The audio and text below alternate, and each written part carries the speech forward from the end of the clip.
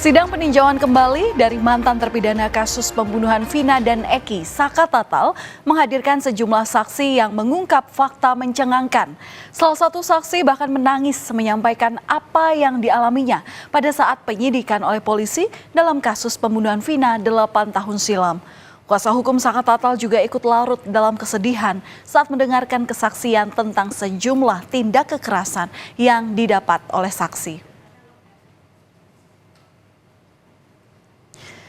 Tangisan saksi bernama Aldi Renaldi tak terbendung saat menyampaikan keterangan pada sidang lanjutan peninjauan kembali Saka Tatal di Pengadilan Negeri Cirebon, Jawa Barat. Aldi yang merupakan sepupu dari Saka Tatal menjadi salah satu warga yang ditangkap pada tahun 2016 bersama dengan kakaknya yakni Eka Sandi. Aldi kemudian dibebaskan sedangkan Eka Sandi divonis seumur hidup dalam kasus pembunuhan Vina dan Eki.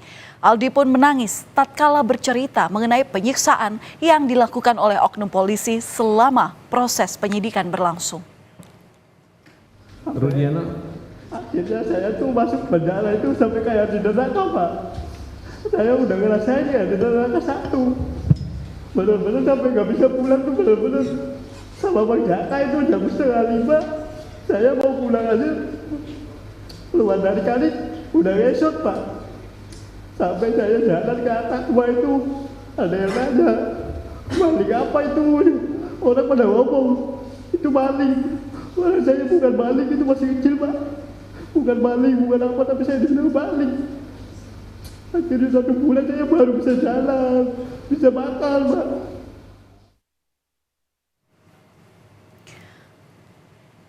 Tak cuma Aldi yang menangis, kuasa hukum Saka Tatal Farhad Abbas juga larut dalam suasana saat mendengar bagaimana penganiayaan yang dialami oleh Aldi. Farhad terlihat ikut menangis terutama ketika Aldi menceritakan detail penganiayaan yang dialaminya. Menurut Aldi, sejumlah oknum polisi melakukan hal itu untuk membuat ia mengaku terlibat dalam pembunuhan Vina dan Eki. Saudara, dalam sidang peninjauan kembali Saka Tatal, saksi Aldi Renaldi juga mengaku mendapat ancaman penembakan sebelum dirinya dilepaskan. Aldi yang merupakan adik dari terpidana Eka Sandi mengaku diperlakukan tak adil, namun dirinya tak bisa membela diri. Aldi ini adalah sepupu Saka Tatal yang di hari penangkapannya pada tanggal 31 Agustus 2016 lalu tengah mengajak Saka Tatal untuk mengisi bensin sebelum tiba-tiba ditangkap. Setelah pemeriksaan, Aldi dibebaskan, sementara Saka Tatal ditangkap bersama dengan kakak Aldi, yakni yang bernama Eka Sandi, dengan sejumlah orang lainnya. Ada ancaman kekerasan atau akan dibunuh atau? Ada, masih mending ditembak mati semua aja daripada kamu pada hidup. Ada polisi yang ngomong kayak gitu. Sampai saya pulang aja ditembak 3 kali. Saya suruh lari, saya nggak lari, Pak. Saya di depan situ nggak lari. Sampai pulang menjut, Pak. Gebok aja sama aku. Saya ngerasa apa ya Allah, gak ada keadilan. Ibu kamu, ayah ibu kamu tahu kejadian? Tahu, Pak. Mang Jaka tahu, kakak saya tahu, bapak saya juga di situ gak bisa apa-apa lihat saya bodak darah. Sementara saksi Liga Akbar yang merupakan teman Eki mengungkap sejumlah kebohongan yang ia sampaikan di tahun 2016 lalu saat dimintai keterangan soal kasus pembunuhan Vina dan Eki. Ia mengaku berada dalam kondisi ketakutan dan terancam oleh penyidik saat menandatangani BAP kala itu. Disebut sebagai saksi kunci kasus Vina dan Eki, Liga mengakui ia berbohong dan tidak berada di lokasi kejadian saat Vina dan Eki ditemukan tewas. Ia juga tidak mengetahui kronologi pengeroyokan keduanya oleh geng motor. Liga Akbar juga bilang sempat mengajukan keberatan atas kesaksian palsu yang ditulis dalam berita acara pemeriksaan kepada Rudiana, namun tidak dihiraukan ayah Eki yang bernama Ibtu Rudiana itu. Awalnya kan saya nggak tahu nih isi BAP para saksi nih, Pak. Terus saya dijemput di rumah, tiba-tiba saya diperiksa di kantor. Oh iya aja gitu? Saya menolak, Pak.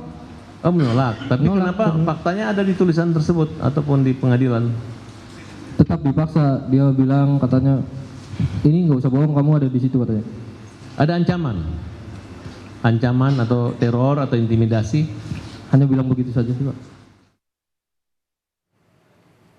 Liga Akbar mengaku 2 pekan setelah kematian Vina dan Eki, ia dijemput Rudiana menggunakan mobil dan diajak berkeliling selama 1 jam. Ia pun kemudian dibawa ke rumah Rudiana dan ditanya terkait siapa saja orang yang pernah cekcok dengan Eki. Kemudian saudara dibawa kemana? Saya disuruh ikut bicara 4 mata, Pak. 4 mata? Iya, keliling kota doang. Di mana? Keliling kota doang, Pak. Oh, yang nyupir si Rudiana? Iya, betul. Oke, kira-kira berapa lama proses perjalanan saudara dengan Rudiana?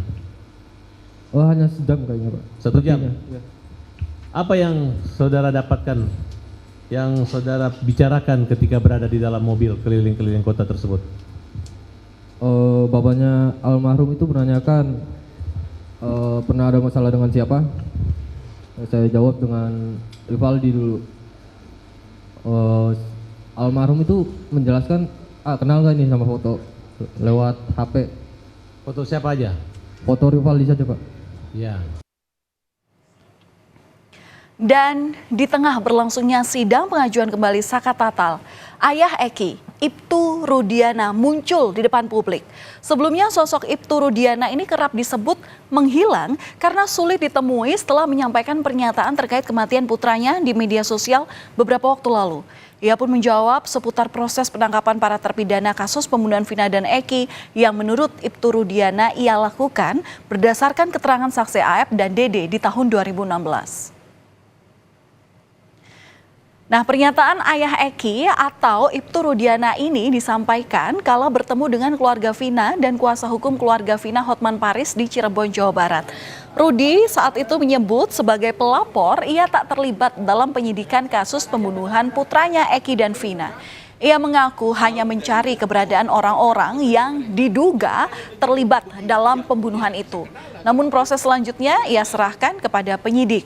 Sementara saat ditanya tentang keberadaannya selama ini, Rudi menyebut ia tetap menjalankan tugasnya sebagai Kapolsek Kapetakan selama ini. Selama ini kemana aja, Pak? Saya bekerja sebagai Kapolsek, tentunya ini pertanyaannya. Saya sendiri sebagai pelapor tidak ada rekayasa, Bang. Ya. Pada saat kami menggali informasi dari para terpidana, itulah yang saya tuangkan di LP dan berita acara. Sementara kuasa hukum Vina Hotman Paris Hutapea mengomentari perihal peninjauan kembali yang diajukan oleh Saka Tatal. Antara lain adalah tentang foto-foto Vina dan Eki yang disebut bukanlah novum atau bukti baru. Pasalnya, bukti-bukti tersebut sudah diajukan dalam bukti perkara sebelumnya. Ia pun membantah sangkaan kuasa hukum Saka Tatal bahwa kematian Vina dan Eki ini adalah lantaran kecelakaan. Foto yang diajukan itu yang disebutkan novum sudah diajukan sebagai bukti dalam perkara, berarti bukan novum. Kalau tidak ada novum berarti tidak ada PK, tidak ada dasar untuk PK. Kuasa hukum mereka yang mengatakan gara-gara foto di mayat itu mulus maka itu adalah kecelakaan, bukan penganiayaan. Yang kedua, mereka mengatakan ada luka baut dari motor kena ke badan mereka. Ya namanya udah digebuk begini, jatuh ya bisa kenal lah sama bautnya. Jadi lagi-lagi patah itu dalil tersebut. Bicara soal kesaksian yang seolah menyudutkan, Ibtu Rudiana ini membantah tudingan saksi Dede maupun Liga Akbar tentang adanya paksaan atau arahan darinya. Hal itu ramai beredar setelah Dede maupun Liga Akbar ini mengungkapkan bahwa keterangan mereka saat dilakukannya proses berita acara pemeriksaan adalah bohong. Dede bahkan terang-terangan menyebut kesaksiannya tentang para terpidana kasus pembunuhan Vina dan Eki ini diarahkan oleh Ibtu Rudiana. Namun, sekali lagi, hal ini dibantah oleh Ibtu Rudiana. Karena itu katanya diarahkan sama Pak Rudiana. Yang mana nih? Yang mana nih? Skenario tuduhan Dede. Dede itu tidak benar ya. Karena saya ketemu Dede pun sekali pada saat tanggal 31 dan saya dapat informasi tentang ada perbuatan dari Dede juga. Terkait keterangan Liga Akbar, Pak? Tidak kenal. Sebelumnya tidak kenal ya. Pak Rudi, tangan Liga Akbar yang katanya mencabut BAP di tahun 2016 karena diarahkan oleh Pak Rudiana. Ya. Itu silakan saja, namun apa yang dituduhkan itu tidak benar. Saya kenal sama si Akbar karena dia teman baik almarhum, malah sering main ke rumah pada saat almarhum masih hidup. Artinya tidak ada upaya pengarahan keterangan? Tidak ada. Saya pure sebagai pelapor dan tidak upaya lain. Saudara, satu demi satu kesaksian dalam sidang peninjauan kembali Saka Tatal menguak fakta yang mengejutkan publik. Mulai dari penganiayaan yang diterima selama proses penyidikan hingga adanya kesaksian palsu. Akankah sidang PK Saka Tatal membuka tabir kematian Vina dan Eki yang sudah berlarut-larut 8 tahun silam? Kita nantikan seperti apa proses persidangan ini.